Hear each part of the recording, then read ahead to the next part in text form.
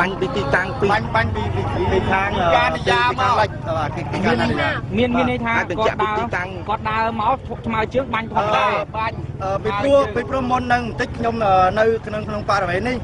ខ្ញុំបានទទួលបានទូរស័ព្ទពីមិត្តភក្តិខ្ញុំនៅបែកខាងដែលខាងប៉ូលីសគាត់មកគឺគាត់ឈប់ឡានហើយគាត់ធ្វើដំណើរដើរលបចូលតាមគៀនតែប្រជាជនចេញមកលើខ្នល់ភ្លាមដូច្នេះយើងបាតុករអត់ចាប់អារម្មណ៍ទេពីព្រោះពេលគាត់ចេញមកអត់មានឈប់ឡានឲ្យយើងឃើញទេគឺគាត់ដើររបៀបលក្ខណៈលបអញ្ចឹងបានសេចក្តីថាគាត់ស្លៀកឯកសន្តានបាទឯកសន្តាន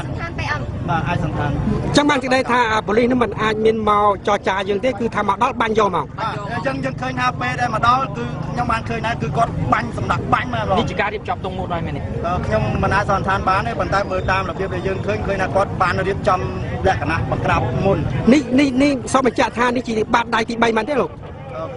ខ្ញុំមិនហ៊ានសន្តានទេបាទសូមអរគុណបាទច្រើន